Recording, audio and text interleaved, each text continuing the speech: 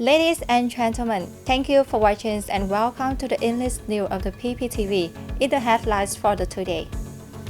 Revenues of Sombera per stock company hit 423 billion Vietnam dong in 2021.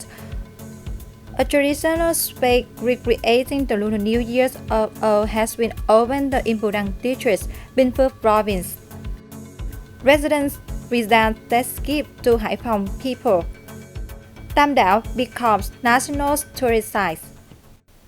Ladies and gentlemen, the Sombera per stock company recently held a conference reviewing production and business activity in the 2021 and setting targets for the 2022.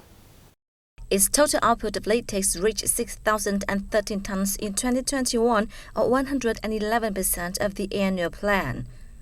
Revenue hit 423 billion dong, or 176.6% of the plan, in which revenue from rubber latex was over 251 billion dong.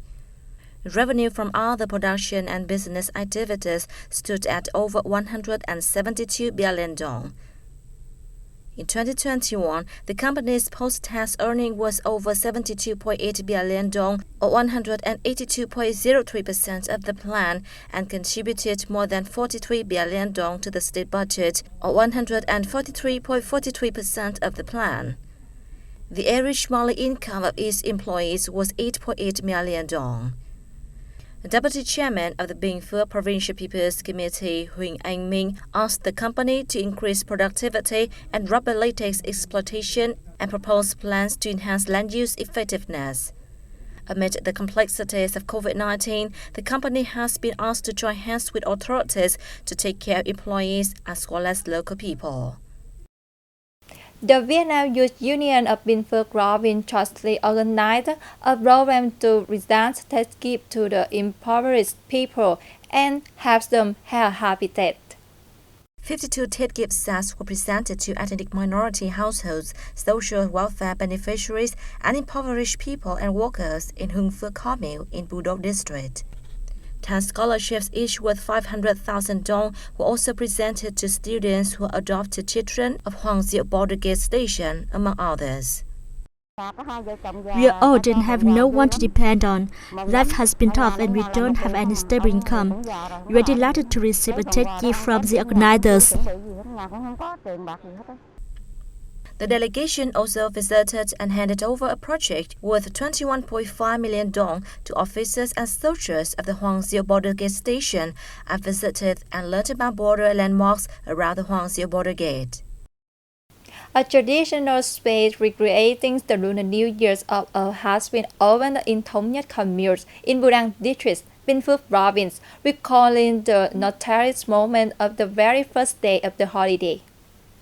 In the midst of modern life, the creation brings memories flooding back and offers moments of peace to those present. It's very creative and really good. When I stroll around and see items like bánh chưng, bánh tét, apricot trees and fig trees, I feel quite nostalgic for my homeland. Taking place from January 23rd to February 6th, which falls on the 6th day of the Lunar New Year Tet, the traditional space comprises 9 miniatures built by residential areas in Thống Nhất commune and mimics the atmosphere of Tet in the old days. It also means that local people don't have to go away on a spring trip and can instead enjoy Tet at home with COVID-19 prevention and control measures in place. Modern ways of celebrating Tet are vastly different to those of the past, but the holiday's significance remains. The preservation of the values of a traditional Lunar New Year contributes to promoting the national cultural identity.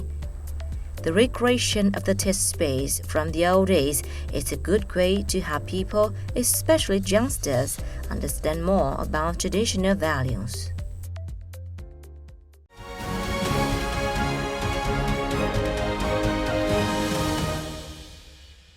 Let's move on the south of major news and events around the countries now.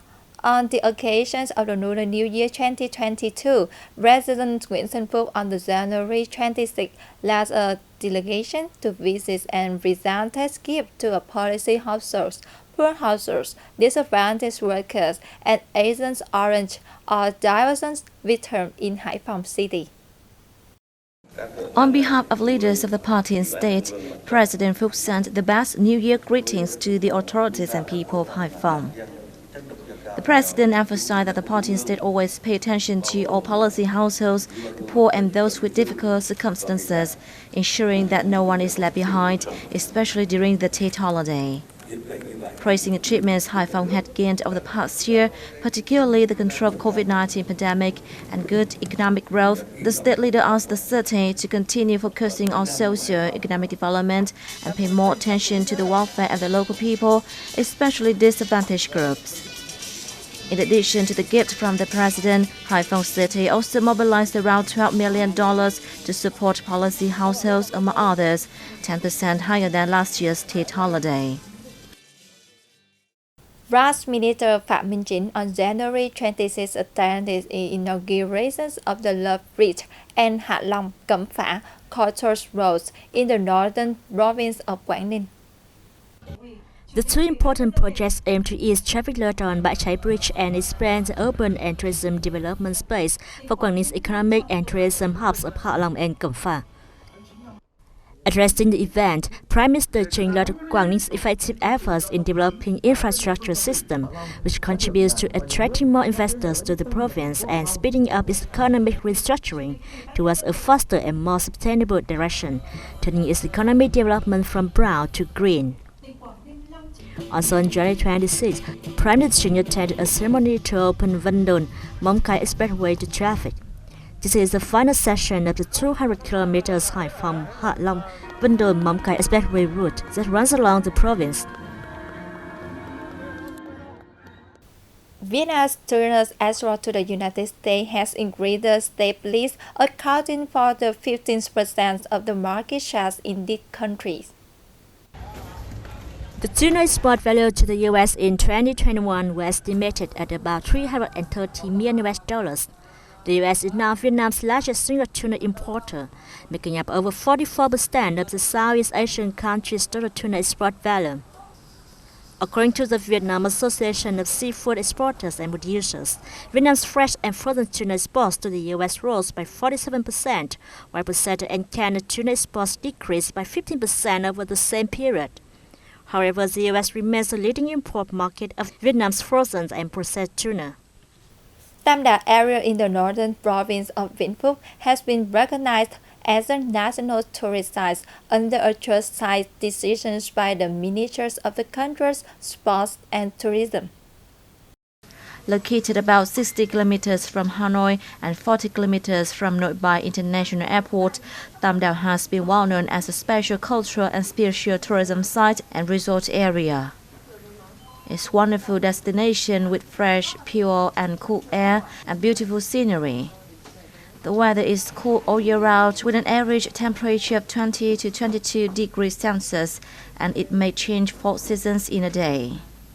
The recognition on January 25th of the site is expected to create a chance for Vĩnh Phúc to further promote its tourism and attract more investment in the area, thus turning tourism into a spearhead economic sector. As hopeful Tiger has served the insignias it believes to bring longevity and eternal flight elsewhere toward the field. It is used as decoration in the archway of the royal palaces and tombs. Various kinds of hopeful were created by the skilled hands of ancient artisans. Trust us as we take a look. According to cultural researchers, hopeful originated from Sino-Indian culture. Indian legend has it that a Ranu monster had a body cut off after it tried to steal the Amrita, magic nectar that was said to bring immortality. However, its head, called hopeful in Vietnam, was dipped into the nectar and become immortal. Rahu became a symbol of immortality. Hopeful was then used in royal architecture and clothing to wish for eternal dynasties. With hopeful lifting a fireball at Thái Hòa Palace and hopeful with 5 claws at Ngọ Môn Gate, it is easy to see images of the tiger head-shaped insignia inside the Huế Imperial Citadel. Ho Fu appears on the roof of Ngung Hi Tomb at Tai Hua Palace. It represents longevity and eternity. In Vietnam, Ho Fu was used in royal architecture in the Ding and Lý dynasties, but looked more stylized under the Nguyen dynasty. Where artisans were so creative, in Hue royal architecture, Ho Fu was created as a variant of the lotus and daisy. This type of Ho Fu isn't seen in China, the Republic of Korea or Thailand. Ho Fu was an integral part of Hue royal architecture. It symbolized aspirations for the Vietnamese feudal dynasty to last for eternity. That's all for news today. Thanks for your watching BPTV News. Now goodbye and see you next time.